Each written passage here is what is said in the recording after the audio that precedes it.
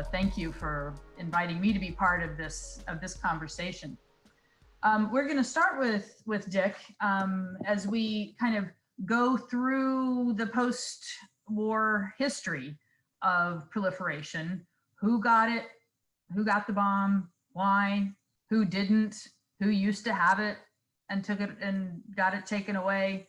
Who are we worried about getting it in the future? So that's kind of the arc of the story, more or less chronologically this afternoon. So Richard, I'll let you start with the immediate post-war judgments. Good, thank you.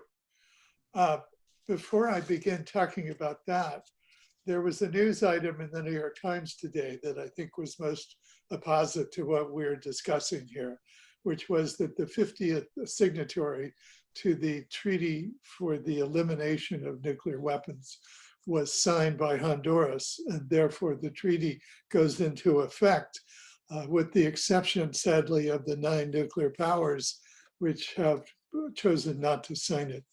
It's a complicated subject, but it's one step in the slow movement toward the international outlawing, if you will, the moral judgment on the possession and potential use of nuclear weapons that was behind the development of the bans on poison gas and on bacteriological warfare a decade or two ago. So with that said, let me just pick up. I'm going to discuss the proliferation of the bomb from the United States to 2 other countries, to Great Britain and to the Soviet Union. Ironically, there was one figure who was central to the secret passage of information to both of those nations, and that was the infamous Soviet spy Klaus Fuchs, who had escaped Nazi Germany. He was an anti-Nazi and had gone to England around, I think, 1942, and had participated in the development of the American bomb when a delegation of British scientists was deployed to Los Alamos in 1944, when we discovered that we couldn't use plutonium in a simple gun type bomb and had to develop a new method called implosion, where you squeeze the bomb with high explosives, squeeze the plutonium core with high explosives. This was a very complicated thing to calculate in those years before the existence of digital computers. So a large number of mathematically oriented theoretical physicists and so forth were delegated to Los Alamos to help work on the calculations. And Fuchs went with that group, his security guaranteed by the British contingent. So he went under the wire, as it were, in terms of US security. So Fuchs was there and in fact was working on the implosion project directly, and therefore was, as Robert Oppenheimer, who ran the lab at Los Alamos, said later, Fuchs was at the heart of the program. And therefore, after the war, when the British contingent returned to Great Britain, he worked on the British bomb. At the same time, since 1942, he had been passing information on both the British work and the American work to his Soviet contacts, because it turns out he was indeed a Soviet spy from the time he left Germany until he was finally exposed in 1949. There were, however, many other Soviet spies in the American program. For example, the first Soviet reactor that corresponded to the pile that Enrico Fermi built at the University of Chicago in 1942, designed to test whether you could make a chain reaction and also to see if you could make plutonium in a reactor and how that might work. This was the Soviet equivalent of that earlier Chicago pile, but was in fact based on a design that had been developed at Hanford, Washington, where our big power reactors were built to make plutonium for our bombs.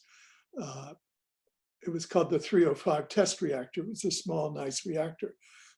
the Soviets somehow got the information, no one knows from whom to this day. But when I visited the Kurchatov Institute in Moscow in 1992, I was shown their first reactor, F1 it was called. They were still operating it. It was, its control rods consisted of rods that extended into the pile vertically. This was a big block of graphite with uranium in it. And they used knotted ropes with knots at regular intervals to indicate how far into the reactor or how far out the control rod would be. The Soviets were very creative in their use of materials, I would say. The reactor was still operating in 1992, being used for research. And F1, their first reactor, they built, and it went critical on Christmas Day in 1946. But to jump back just a bit, we cut off cooperation. President Truman cut off cooperation with Great Britain after Franklin Roosevelt's death in April 45. So the British had a dilemma. They had been working on the bomb. They knew a lot about it. They didn't have everything in one place. They had been sort of divided off into their various works around the United States and only learned what was appropriate to the place where they were working. This was called compartmentalization. So one of the first things that they had to do after the war was pull together the information and the pieces from various people and put together a plan for a bomb. Why did Great Britain want a bomb? Well, first of all, we had totally cut off all cooperation. They had participated in the whole program and suddenly the rewards were not available. But more profoundly, Britain was basically bankrupt at the end of the war, had lost a lot of its colonial connections. In fact, I think we had worked hard to break off a lot of their colonial power. Roosevelt had. All cooperation with us had been banned. They wanted a place at the table. Nuclear weapons were one of the few ways that they would still have some authority in the world, if you will, in the new post-war world. This, by the way, is a theme that turns up again and again in proliferation. Not only the feeling that you need to have a bomb if your enemy next door has a bomb, which is perhaps the classic reason why countries proliferate, but also because it gives you power. It gives you diplomatic power in the world. And so in 1947, May, the British program officially began. The other reason that I think proliferation went on, particularly in Europe, but with Britain first of all, is because it wasn't really credible that the United States would risk an attack on its homeland with nuclear weapons once the Soviet Union got weapons to defend Great Britain or to defend France or to defend any other country, even though we said we would. So they felt they needed an independent deterrent of their own. We also had cut off sharing all uranium ore with the British, which was a great shock since we had had a deal whereby they got half of all the uranium ore that was discovered and we got the other half. Our feeling was, why did they need the ore? They didn't have a bomb. And we were trying to get started building our own bombs. So some of the British uranium came from Canada, where there was and is a great store of uranium. Most of it, well, I'm not sure where the rest came from. That was the main source. But they built their reactors in Sellafield in the west side of England. And by 1950, their first production reactor, the big one that would breed plutonium for a bomb, went critical. And plutonium production began in England in 1952. And they tested their first atomic bomb in Western Australia in October of 1952. I said 82, I meant 52. A month later, we tested our first hydrogen bomb, so things changed even more after that. To go back to the Soviets, there was a great race at the very end of the war to grab as much uranium ore and as many German scientists as we could and as the Soviets could when Berlin and its environs were still not under any particular side's control. The various zones that had been laid out for Germany by then of France and England and the United States. There must be one more. Anyway, the zones had not been laid out, and there was a great rush to grab the uranium ore wherever it might have been piled, because the Germans had quite a lot of ore themselves that they had acquired from Belgium. There was a midnight race just before the various zones were set up, where the Soviets grabbed a bunch of ore in one location. We grabbed about the same amount in another location, crossing over the zone lines in the process, and then hauled it back to our separate countries. But one of the limiting factors from our side after the war was the question of how much uranium ore was actually available in the world. And one of the things that General Groves, who ran the bomb program during the war, made a real mistake on was the belief that the Soviet Union didn't have any uranium ore. Well, you would think a country that covers 11 time zones would be likely to have some places where you could find some uranium ore. And of course it did. It had vast quantities in the eastern part of the Soviet Union. We started looking, we limited the development of nuclear power for a decade because we didn't believe there was enough uranium both to build bombs and to build nuclear power reactors. And in fact, in the early 50s, seriously considering using coal fly ash, which is rich in uranium because coal is part of the Earth's crust and uranium is part of the Earth's crust. So if you burn coal down to its mineral ash, you concentrate any minerals in the ore. So we were going to use coal fly ash to extract uranium for bombs. But someone had the good sense to think, well, let's make some prizes for prospectors and see what's around. And very quickly, vast quantities were discovered on the Colorado Plateau. And the Soviets at about the same time were doing much the same thing a few years earlier. We didn't think the Soviets had the knowledge and the industrial capacity to build nuclear weapons, which was a terrible misjudgment as well, because as it happened, as soon as Stalin learned of the use of our weapons at Hiroshima and Nagasaki, he called in his leading scientist, Igor Kurchatov, who was the General Groves of the Soviet program, and said, "Comrade, give us the bomb. You have all the resources of the state at your disposal," very much as we had done as well. They built their first bomb in about the same amount of time as it took us. They did have the advantage, of course, of the espionage, but by 1947, their scientists had already come up with a better design of a plutonium implosion bomb that would be half the weight and twice the yield of our first Fat Man bomb.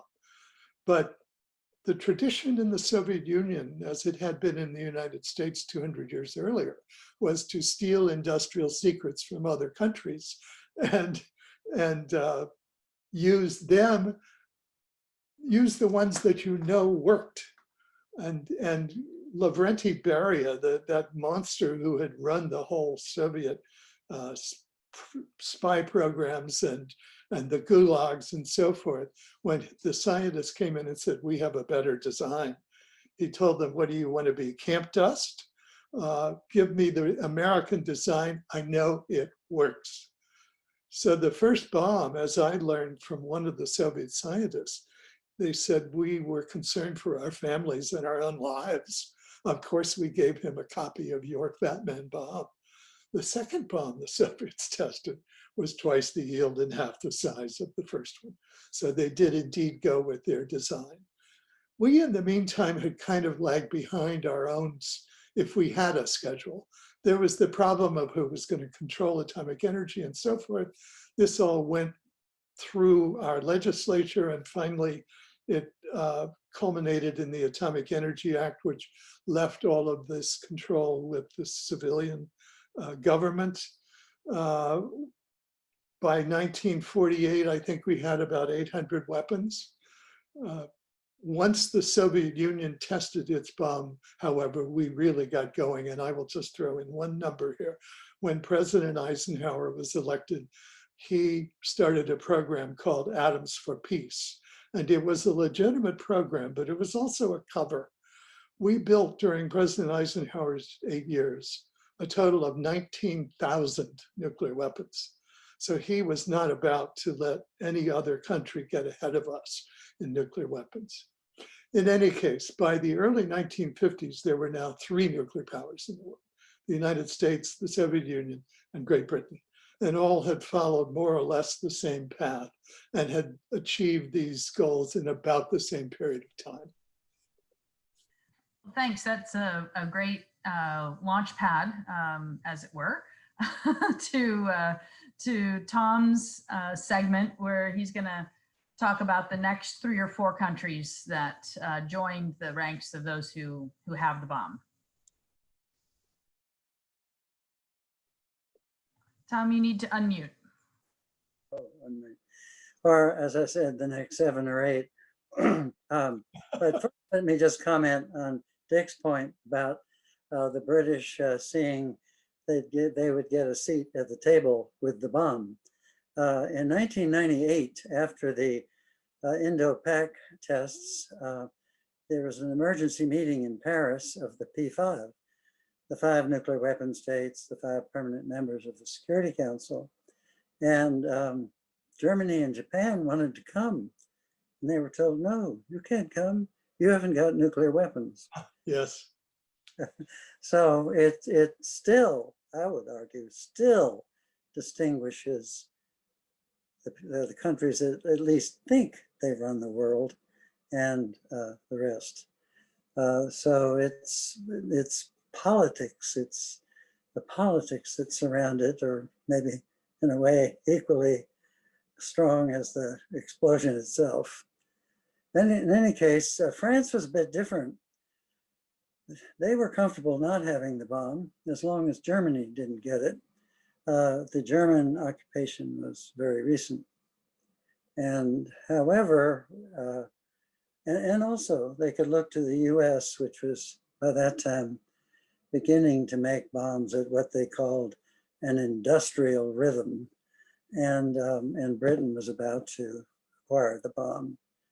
So they did nothing or not much for a while, and then Dien Bien Phu happened and German conventional rearmament began, and Premier Mendes France decided France must have the bomb.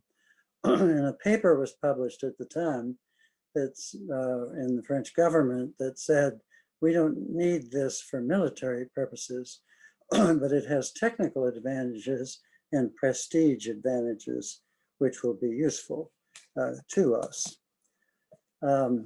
So they, in fits and starts, took the program along so that by the time General de Gaulle returned to power, they could, who definitely believed in a bomb, he said, I may not have this exactly right, but he said something like in a speech in 1960, any great state, can you imagine him saying great state, any great state that does not have nuclear weapons when others do makes itself a hostage to destiny.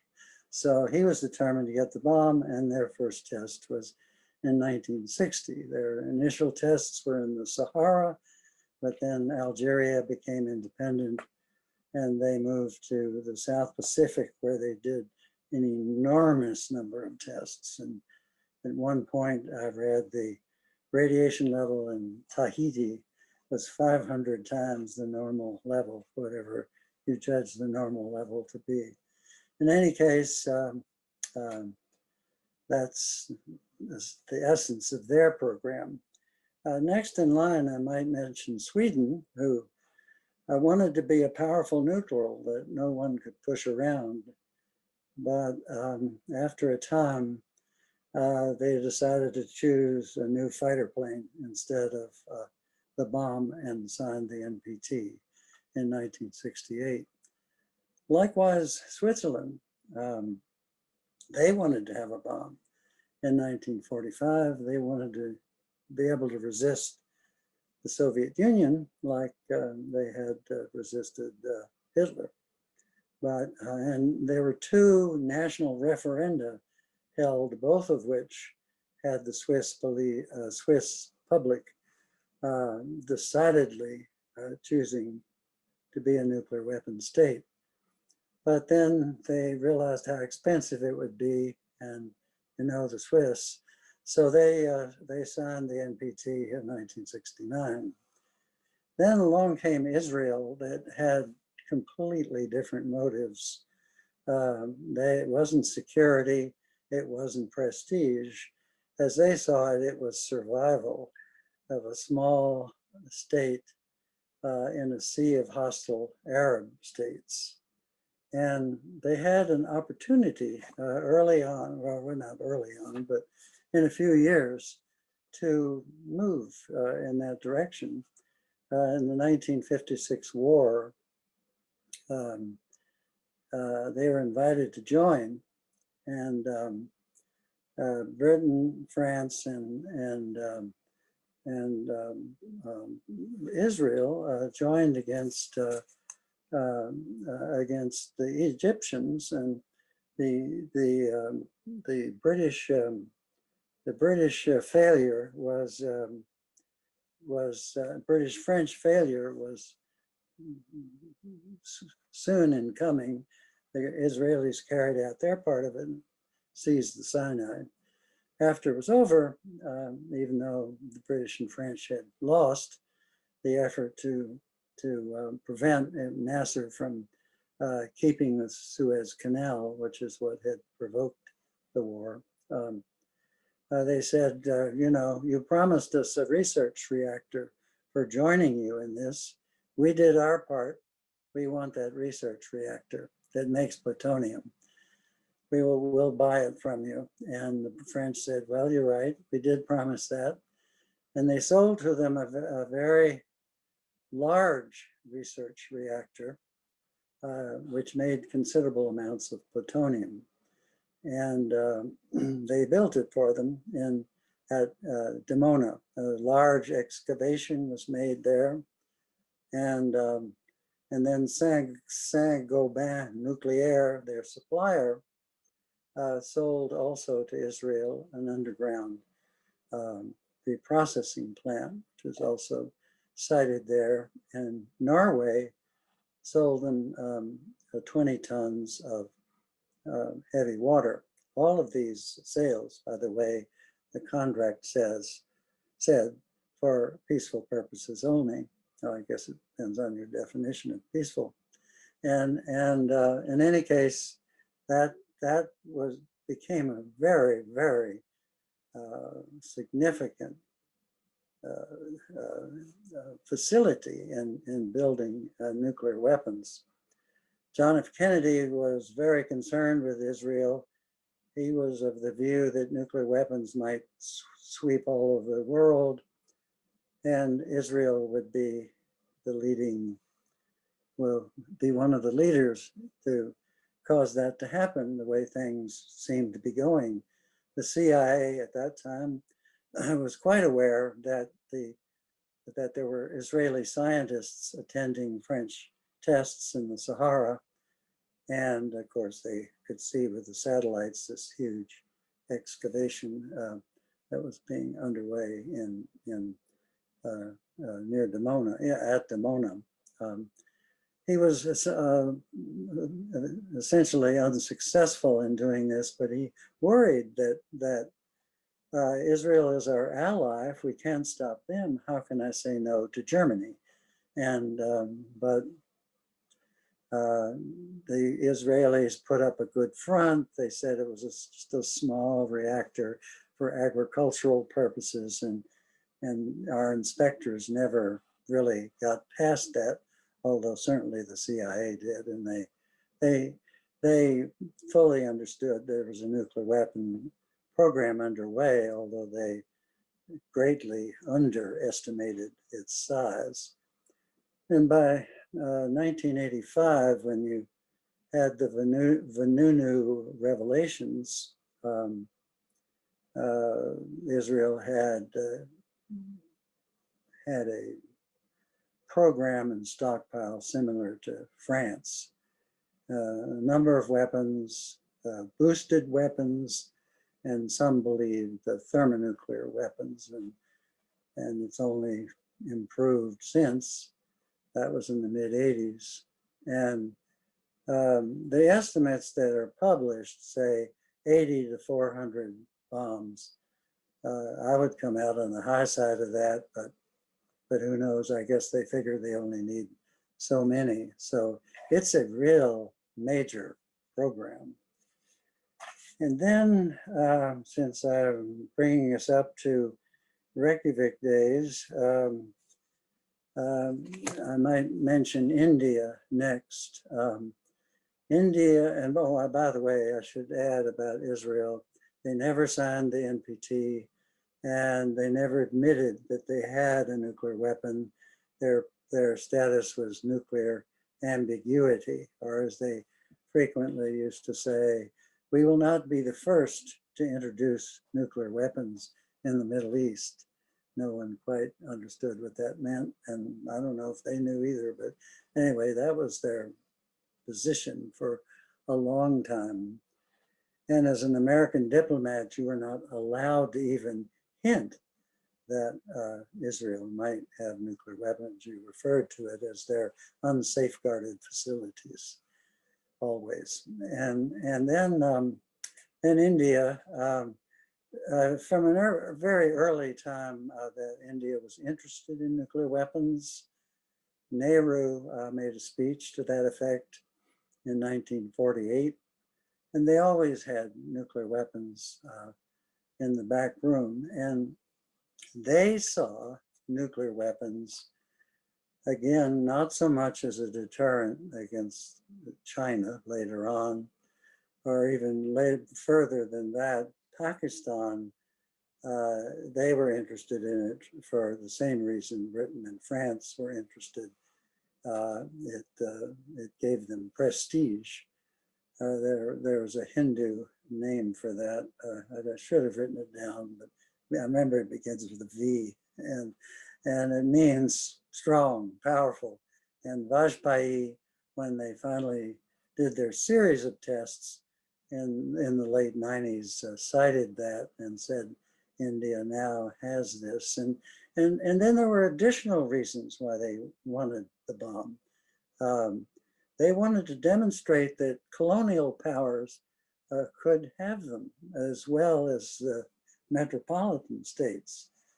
And then beyond that, and you'll find this in the writings of Arundhati Roy, nuclear weapons are not a white man's weapon only. And they wanted to make that point too. I think the Indian program is the most, if we ever try to go to zero nuclear weapons worldwide, it's going to be the most difficult to deal with of them all, including Israel, including North Korea. But in any case, they got there through a long process. They always had an excellent scientific cadre to work on it, and they purchased a reactor that produced plutonium from Britain and Canada. It was a Canadian type reactor called the Cirrus Reactor, Canadian, US, and India, or Canadian, Indian, and US. I'm not sure quite how the acronym works out. And that's how they got their first plutonium for their initial stockpile of plutonium. And so for a long time, they were the scientists were working on it, but they didn't have any kind of a green light from the leadership. And India is a country, interestingly, that the only people that know about this program, and that's true up until 1998, I don't know about now, are the people that work directly for the prime minister. Military doesn't know, the foreign affairs, Ministry of Foreign Affairs doesn't know, nobody knows but them, a small number plus the scientists. And then the scientists decided to make a model and show it to Indira Gandhi in 1974. And she looked at it and said, well, don't do anything, but I'll tell you if you're to do something. And a little bit later in the year, she gave a go-ahead for one test, and they had the test. They called it the Smiling Buddha, and then the world was outraged at this proliferation. Lots of denunciations, and for 30 years, the Canadians essentially had non-relations with India. In those days, you mention India to a Canadian diplomat, and usually you had to ask him to sit down and rest for a while. They just were furious for years because they had been promised India wouldn't do that.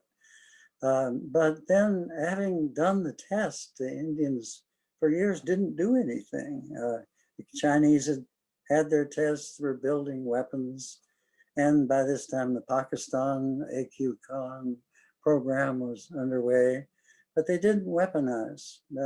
India's always had this pacifist part of their government too, and they were in the ascendancy. So a long time went by. And then they thought in 1990, early 90s, when President Clinton was in office, they might do a test, and our CIA uncovered through satellite observation the preparations, and President Clinton called up the prime minister and twisted his arm, and they didn't do the test. But then parties changed. The Congress Party left, the BJP came in, the Hindu Party, and they had always said if they ever took power, they would do nuclear weapon tests. They didn't do it in 1996 because they were in the minority. I mean, it was a significant minority. But in 1998, that was the first thing Vajpayee did when he took office. And they did a number of tests to use for weaponization. And India has built up since then without any further tests. They declared a moratorium. Pakistan did not respond to that, but they haven't done any tests either since. And they've built up quite a sizable arsenal of about 120 weapons, maybe 140, but missile weapons, airdropped weapons, and I believe some naval submarine weapons as well. And then, of course, not to be outdone, Pakistan had to match that. So their motivation was India, and not so much prestige. A.Q. Khan, who was a scientist who worked in Europe, stole the plans for the centrifuges at Urenco, where he worked, brought them back to India, was put in charge of a bomb program by Bhutto, who was the prime minister, who I never can pronounce his first name, Zulkifar. And he's the one who said, to get nuclear weapons, if necessary, we will eat grass. And they didn't have to eat grass. They put A.Q. Khan in charge, and by the end of the 80s, Pakistan had a small stockpile, but the CIA, they were able to follow, very, very closely. And when Madame Bhutto, the daughter of the daughter of the prime minister, was prime minister, she came to Washington, and before she met with President Bush, H.W. Bush, she was shown a model of her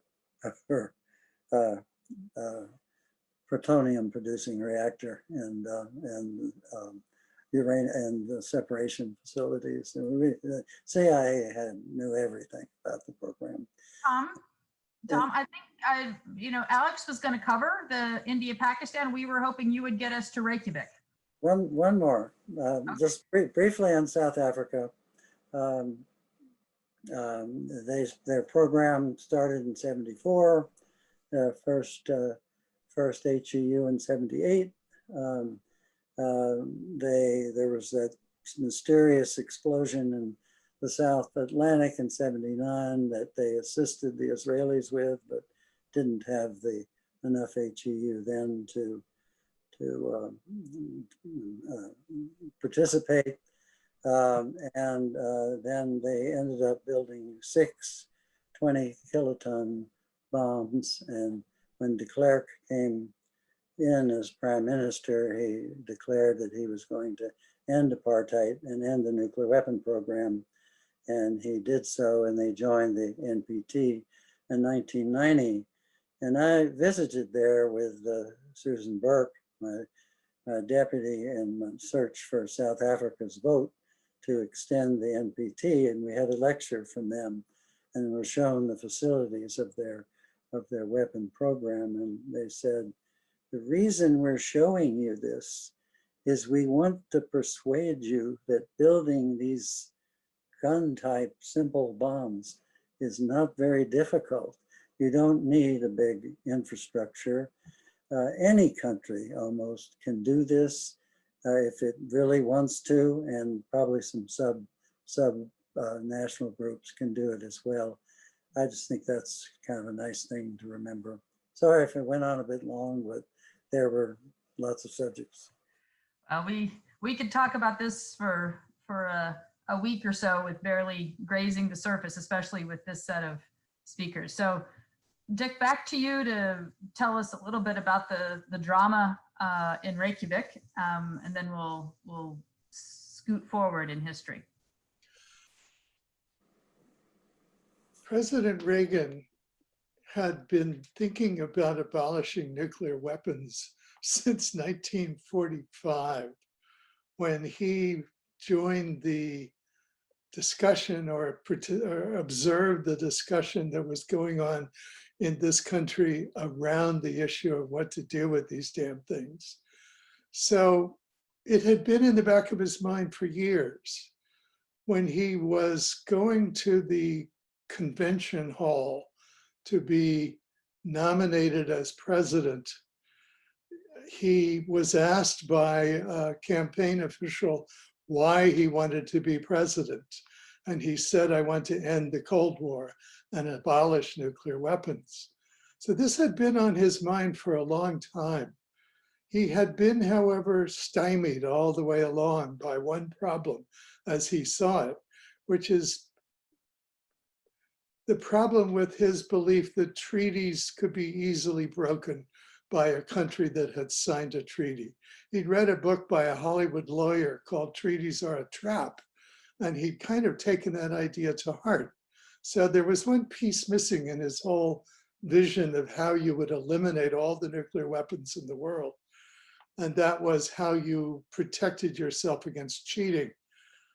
And it was with the introduction, his introduction to the idea of a strategic defense initiative, some kind of shield, as he called it, over the United States, a technological solution, if you will, to the problem of cheating, that he believed was the final piece, the keystone to his vision of negotiating with the Soviet Union to eliminate nuclear weapons.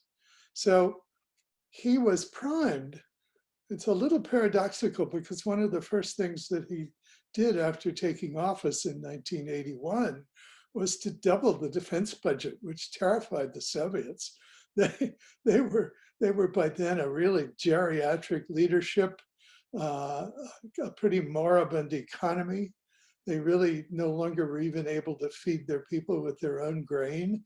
They had to buy grain from abroad, this vast country with all of its resources. They were in a pretty great economic mess. from years of running a centralized economy. And the idea that the United States could casually, if you will, double its defense budget was pretty terrifying. But there began at that point in Reagan's administration what's sometimes called the Second Cold War, when things kind of got frozen again between the two countries. There was the famous shoot down in 1983 by some Soviet defense forces in the far eastern Soviet Union who couldn't get in touch with Moscow, saw a plane that they thought must be a spy plane crossing into the Soviet Union on the Pacific coast. It was in fact a Korean airliner that had gone off its path because of problems with its compass, if you will. And they shot it down. That froze things even worse. But in 1985, when Gorbachev was chosen by the Politburo to be the new general secretary, Gorbachev came to power again from a very different place, as had Reagan, from the usual source, if you will, of political leaders in a country. Gorbachev had grown up on a collective farm. His grandfather had actually founded this particular collective farm. He had been a farmer, not a city slicker, as so many of the guys in Moscow were. And in fact, he had won a 4-year scholarship to the best university in the Soviet Union, Moscow University, because he had, with the help of his family, they called themselves the Gorbachevs, had harvested more wheat in one summer than any other 17-year-old in the entire Soviet Union.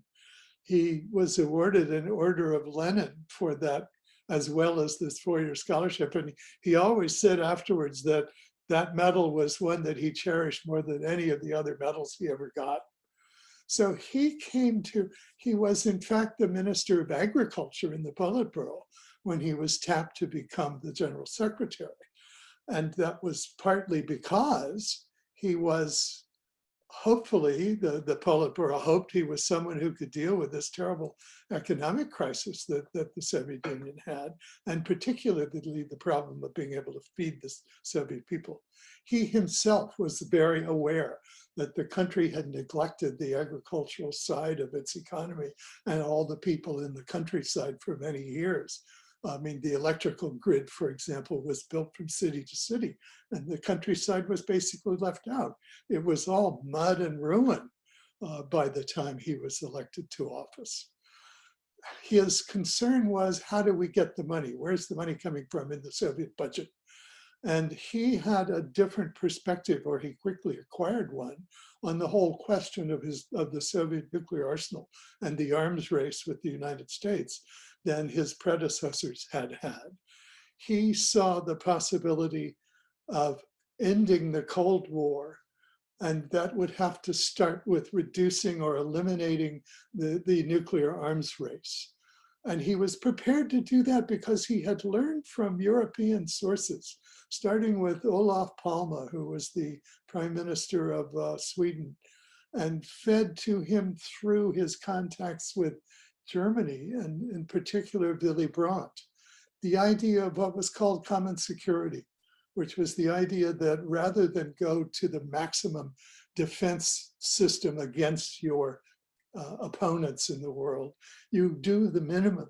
You try to draw everything down in a way that builds trust between powers. This was called, as I said, common security. And as he began to confront the possibility of making some arrangements with the United States, it was the idea of common security that he carried as his central vision of how it might be possible for these two long-standing Cold Warriors to back off and reduce the level of challenge. Something similar had gone on during that same time with Germany, and it had worked very well for the Germans and for the Soviet Union, to the extent that they were happy about the Germans agreeing to set up permanently the so-called national boundaries between East and West Germany. In any case, these two men decided that before they met for a major summit in Washington in 1986, I believe it was, perhaps 87, they should first get together and kind of have a preliminary discussion. At least that's what Reagan thought they were doing. And they chose Iceland and little Reykjavik exactly because it was out of the way. As Reagan said, nudging his friend at the summit, yeah, and no Maggie Thatcher to hassle us, because they were not doing this in London or in Paris, but rather in this little out of the way place, Reykjavik, Iceland, in the middle of the North Atlantic. And of course, what happened there was so much more potentially than people, than either man, I think, had really expected, although Reagan was prepared to talk about eliminating nuclear weapons. And Gorbachev was surprised to find that was the case, but he was prepared to jump in and have that discussion. So I was writing about this as part of my book, Arsenals of Folly, which is the third of 4 volumes on the nuclear era. And I acquired copies of both the US notes and the Soviet transcripts of the meetings at Reykjavik, and had the Soviet notes transcribed and put them side by side. And it looked like a play. It looked like a wonderful, fascinating dialogue between the two sides. I was a friend in those days of Paul Newman, the actor, and talked to him about it. And he thought that was a great idea, and bless his heart, found some money so that I could support myself while I wrote this play. And I went to work, and I would send drafts to Newman. He would call me and say, Rhodes, one word, colloquialize, meaning I was still stuck on the transcripts. I was still writing history rather than drama.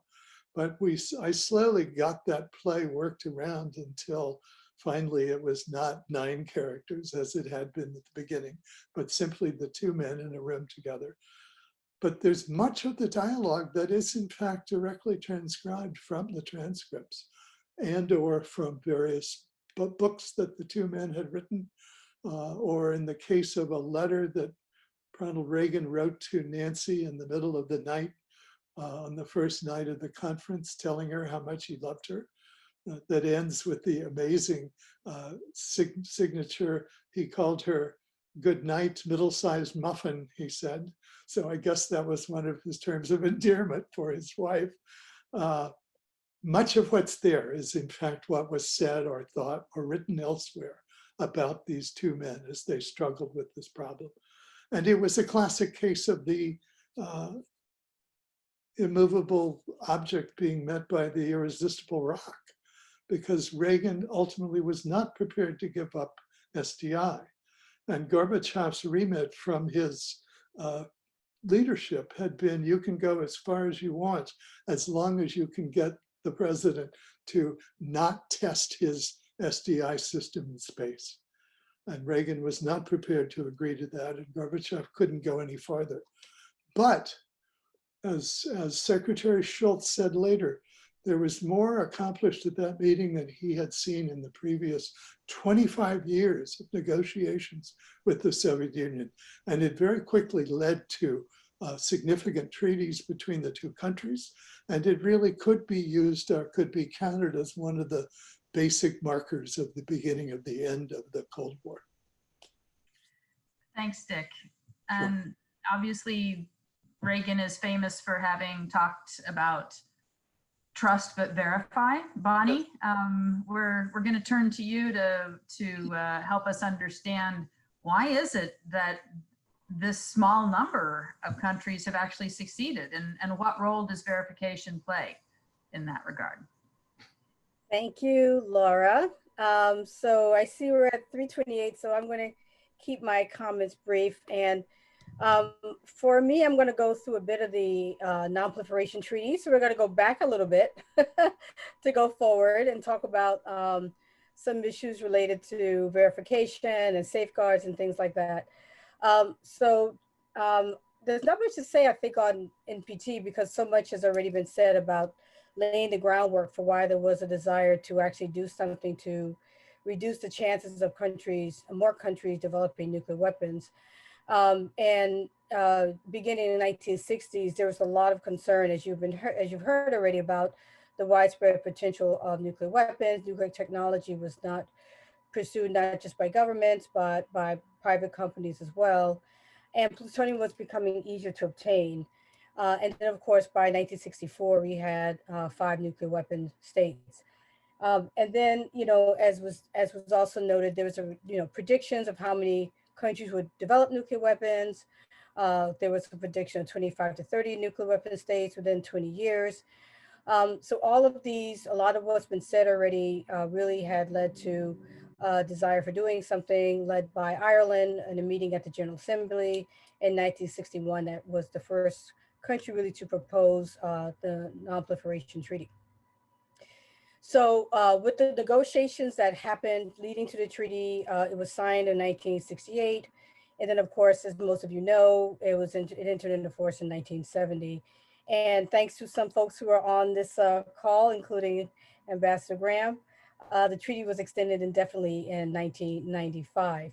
And as all of you know, or if you don't know, the treaty seeks to prevent the spread of nuclear weapons and weapons technology, promote cooperation in use of peaceful uses of nuclear energy, and further the goal of achieving nuclear disarmament. And until recently, very recently, as we just said this morning, or a little while ago, it was really the only binding commitment in a multilateral treaty to the goal of nuclear disarmament. But it really has set a precedent for these kind of discussions, and we have over 190 countries now who are part of the treaty.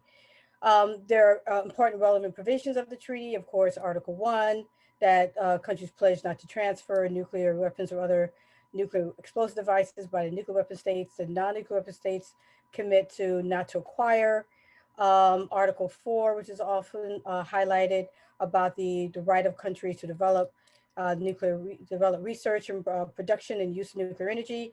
And of course, the infamous Article 6, which all countries agreed to pursue negotiations on effective measures relating to cessation of nuclear arms race and early date and nuclear disarmament, which actually leads us to the discussion we had just earlier about the new treaty that's going to be entering into force.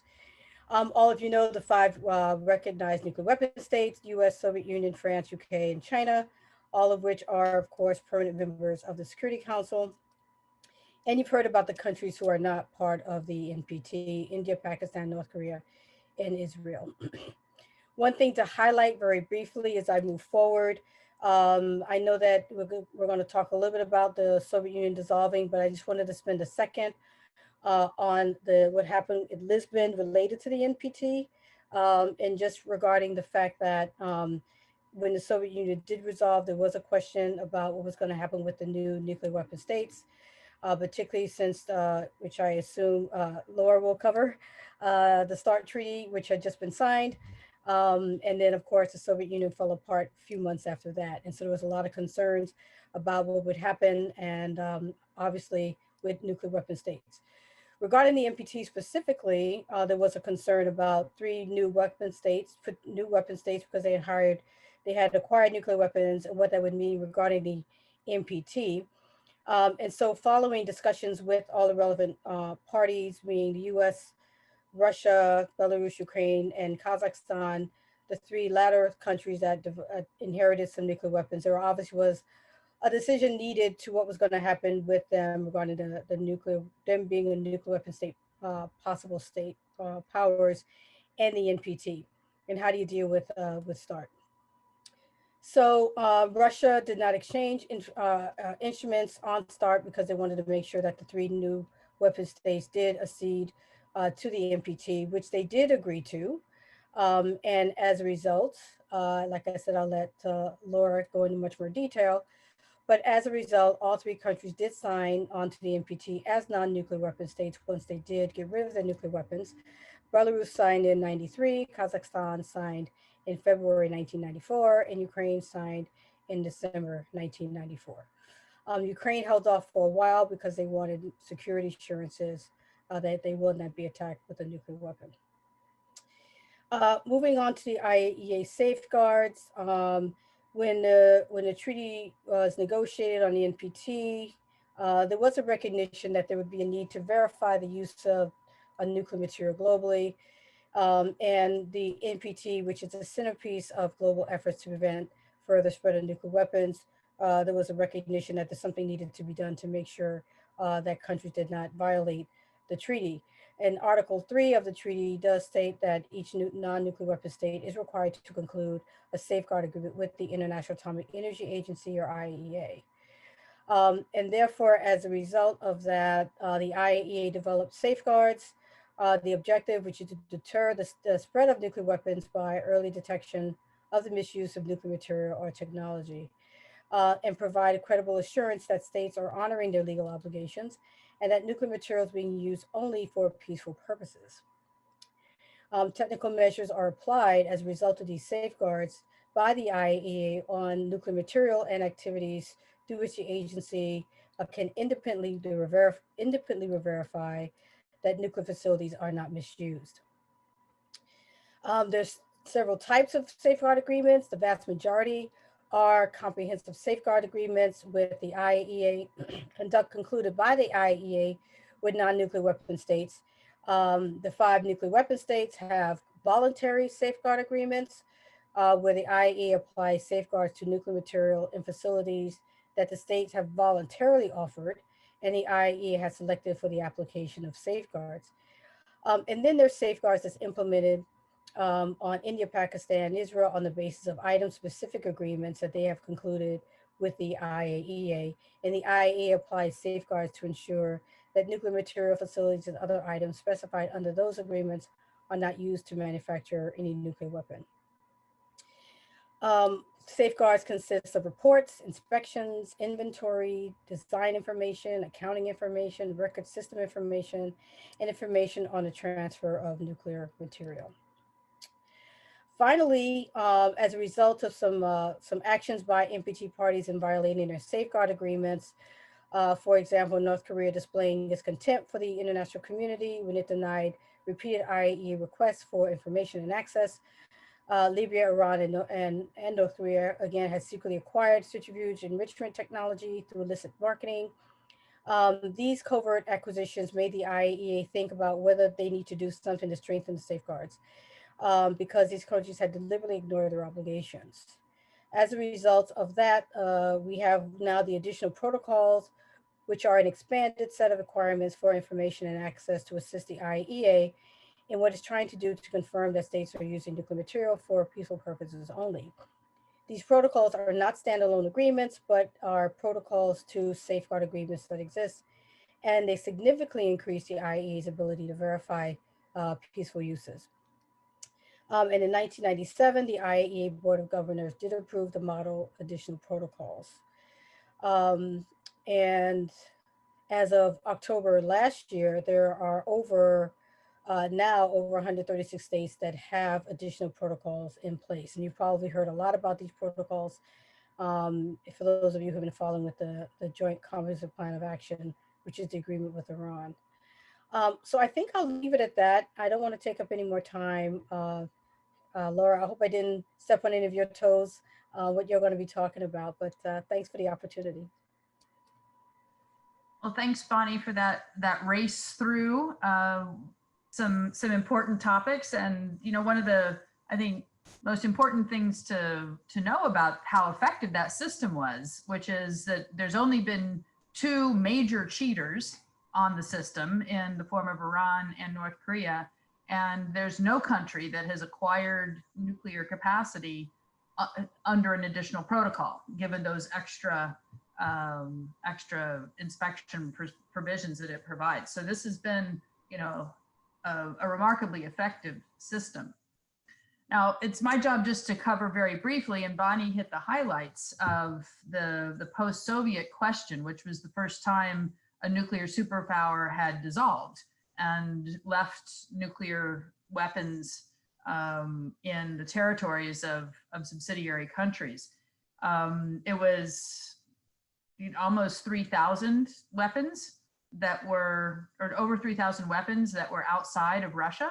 And that was one area where everybody agreed that the best answer was that those weapons should go back to Russia. In other words, that Russia should be the sole nuclear successor country to the Soviet Union.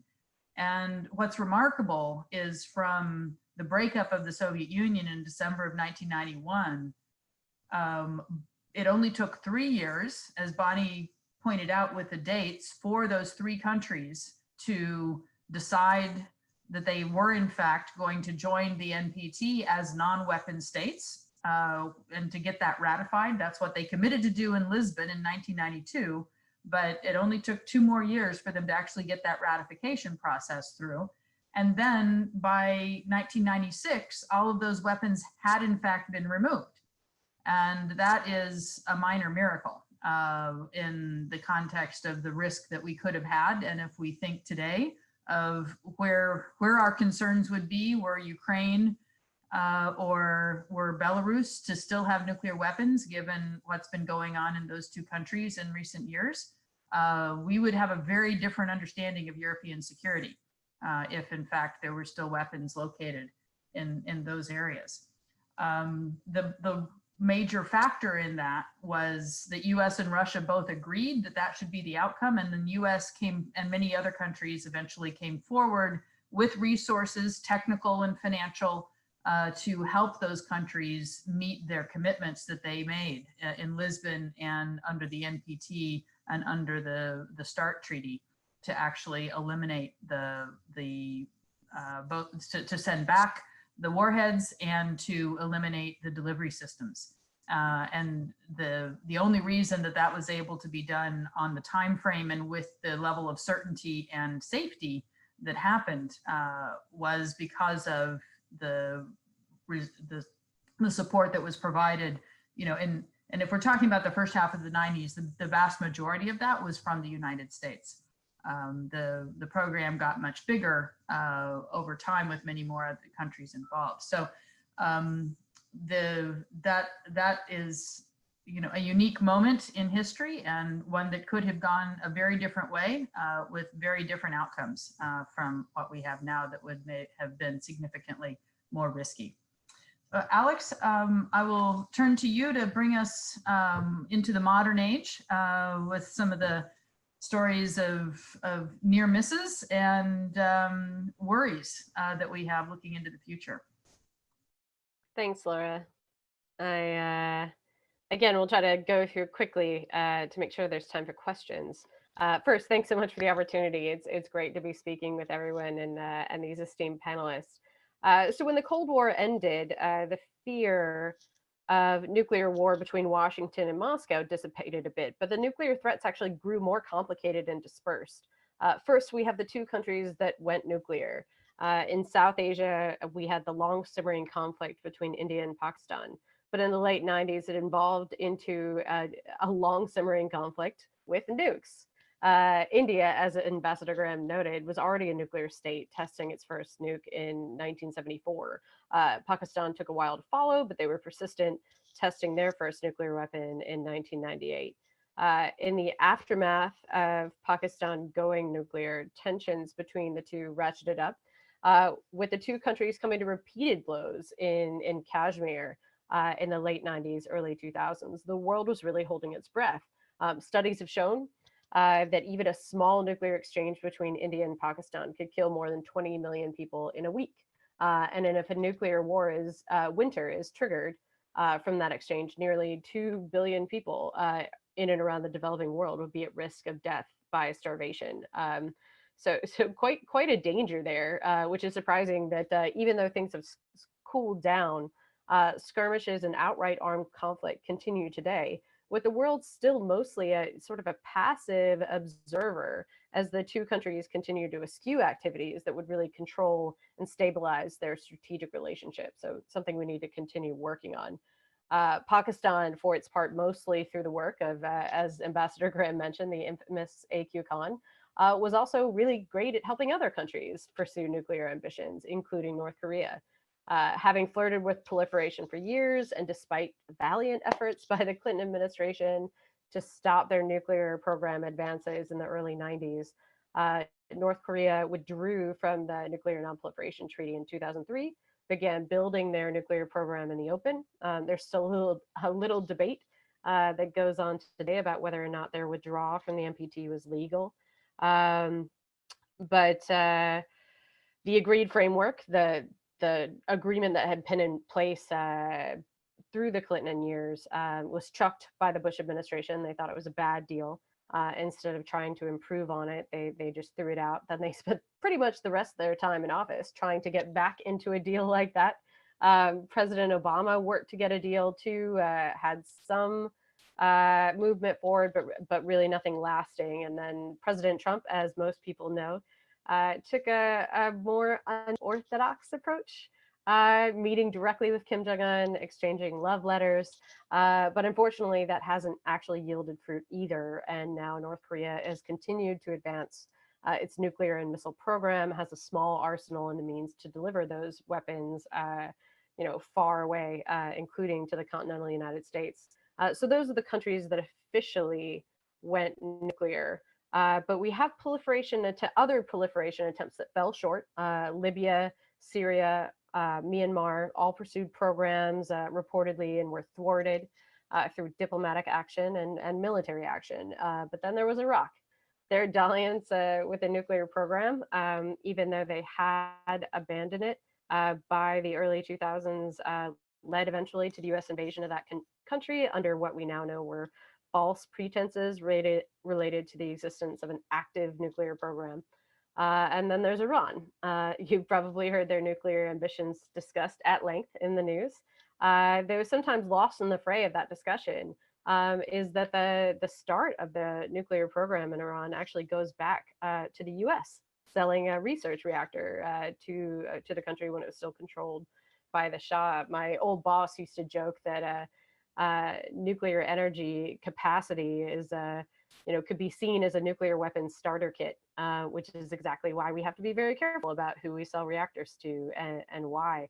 Of course, after the Iranian Revolution, there wasn't much interest in a nuclear program for a little while, but as perceived threats seemed to surround leaders in Tehran, they went ahead with an overt and covert effort to build what we refer to as a breakout capacity, the ability to sprint to a nuclear weapon should that route be chosen. Attempts to get Iran to back away from this path went nowhere for some time. But after years of work and cooperation with allies to bring sanctions pressure on Iran, coupled with a bit of good luck in the form of a more moderate leader, we found an opportunity, the United States, to work with allies to get an actual deal in the form of the JCPOA, which has been mentioned.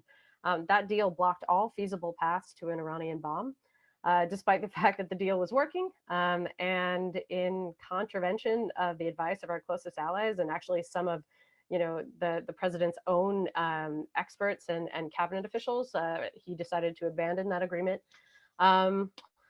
And so now we're in the position where Iran is once again moving towards a nuclear weapons capability. They're closer to a bomb today than they were on January 20th, 2017. And if Iran succeeds in acquiring a nuclear capability, the concern is that will set off a cascade of proliferation throughout the Middle East. There's also not the new but expanded threat of nuclear terrorism. In the post-Cold War world, non-state actors have and will likely continue to pursue WMD capabilities, though to be clear, it's a tall order. It's very difficult to do.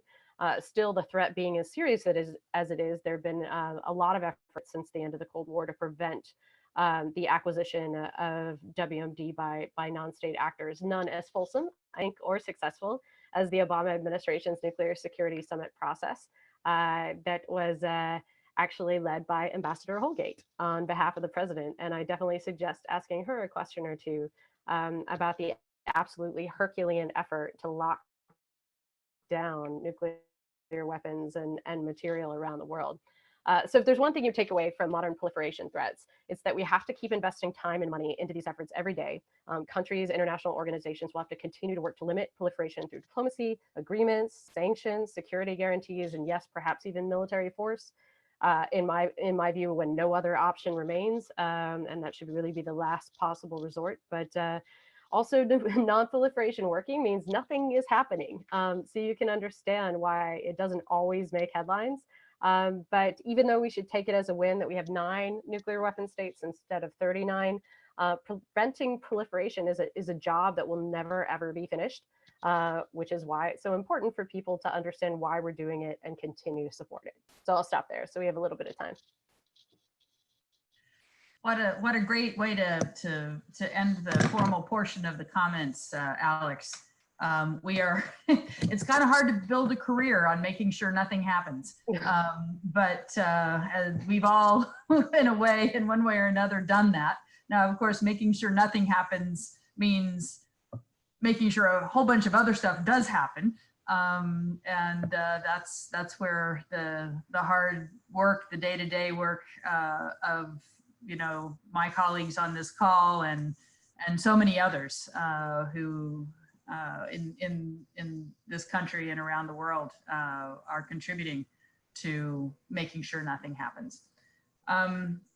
So given the news, it's kind of hard not to ask this panel to talk about what contributions or not you see the ban treaty, the treaty on prohibition of nuclear weapons that is just now entering into force.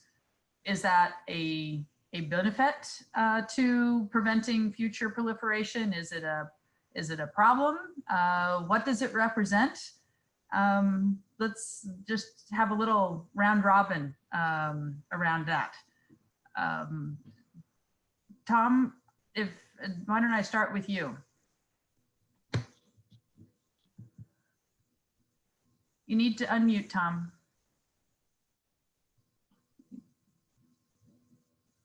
You need to unmute.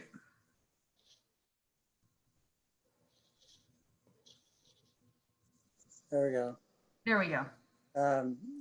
Well, I guess I'm a good place to start because I'm way on one end, I suspect, of the spectrum.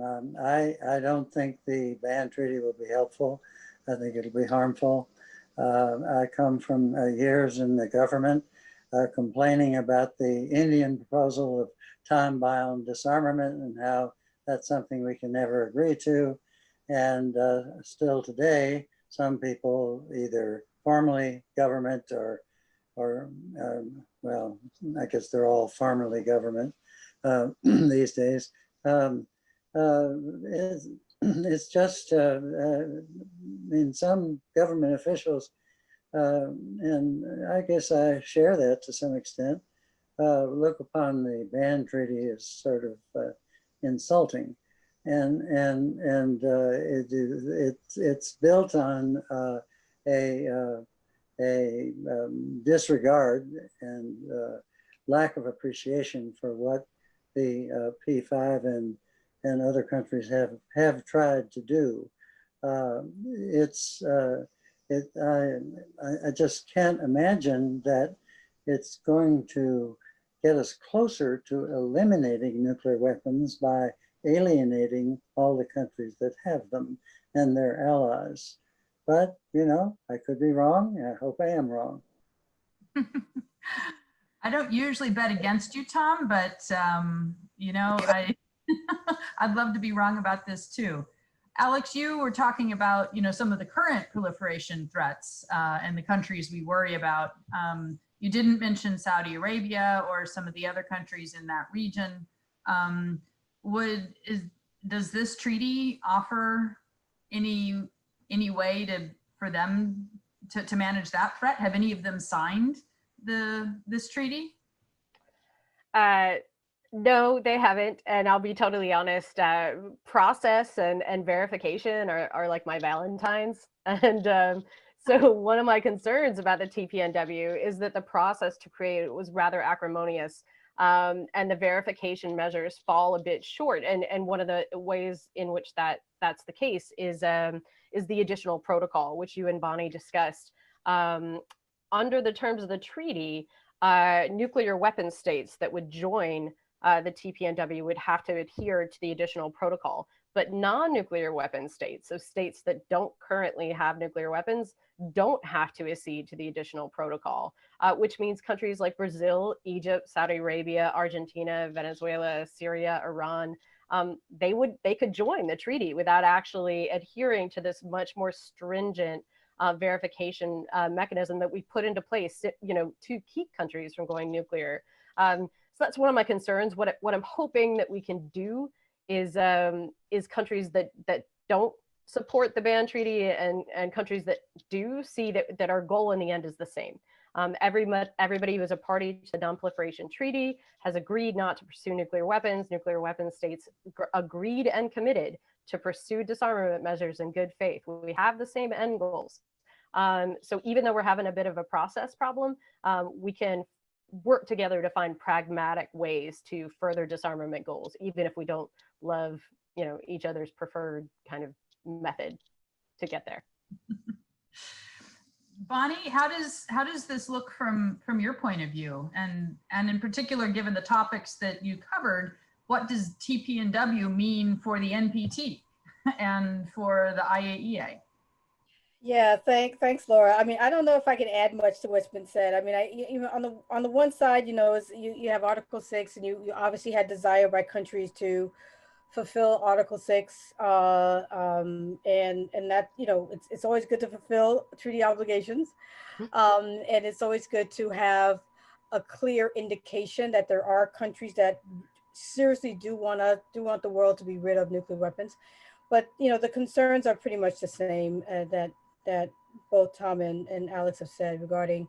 I don't think that this is going to make it any faster. I think there is a process that the nuclear weapon states have in their own heads.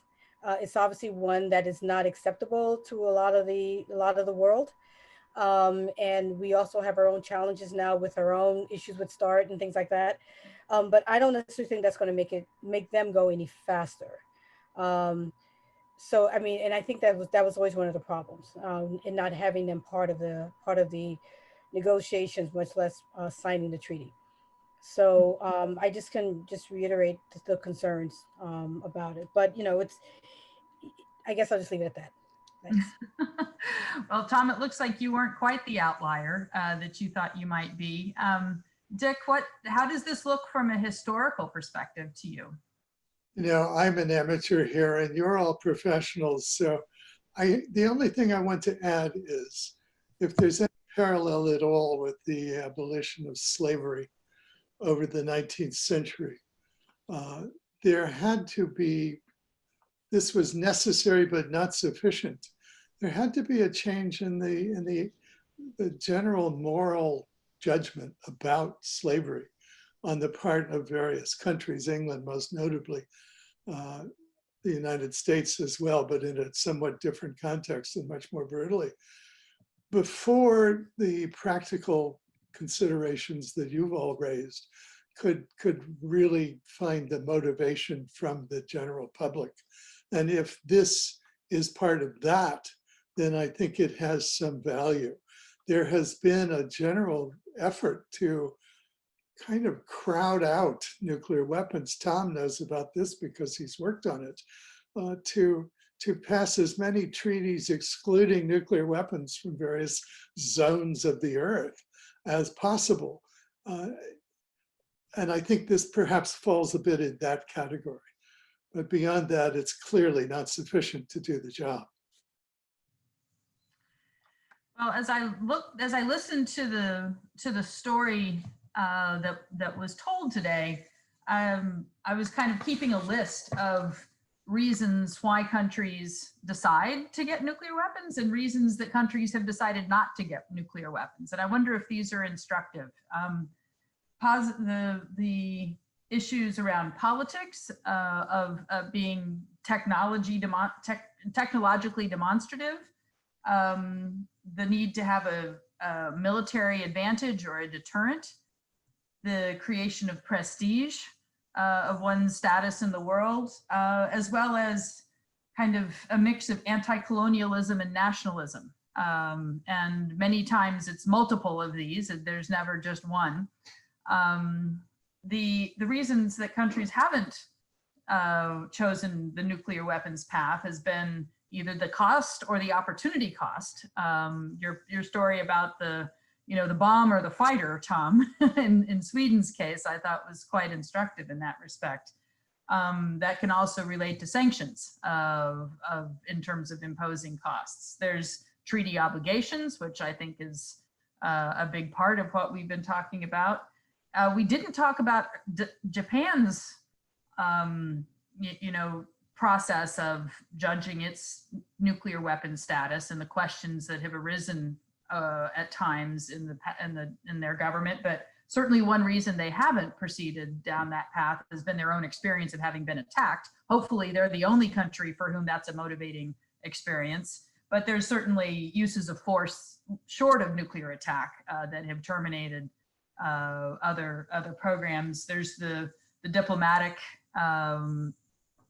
incidents where you found agreements to get around or avoid the need for nuclear weapons. And then we didn't talk much about the nuclear umbrella and alliances, and especially alliances with other nuclear powers as a way which kind of fits in the German piece of the puzzle as well. So I guess what our goal is as we approach the 4 o'clock hour is to think about how can we depress those reasons that countries choose to go towards nuclear weapons, and how can we uplift and strengthen those reasons that countries choose not to. And hopefully that'll bring us towards a world where we are focusing, as this season, as the Tonic Theater talks about it, where art meets history makers, where all of these nuclear issues are happening in history and not in the future. So with that, Dick, I hope to be able to see your show, your play next spring, and I will turn it back over to Kurt for the last word. Thank you, Ambassador Holgate. And I want to once again join everyone else here in thanking our panel, Ambassador Laura Holgate, Ambassador Bonnie Jenkins, Alexandra Bell, Richard Rhodes, and of course, last but certainly not least, Ambassador Thomas Graham Jr. I know we are at the 4 o'clock hour, and some of our panel have other commitments. I just want to say thank you again. We truly could not have done this without you. And I include the audience in that. It is great to have you here. This recording will be up on our website within the next couple of days. So please feel free to share it with friends, review it for yourselves. I hope this will not be our last such opportunity to do this. And until then, you can check out tonictheater.org for more information on the upcoming production of Richard Rhodes, Reykjavik. And once again, thank you everyone for being here today, and be well.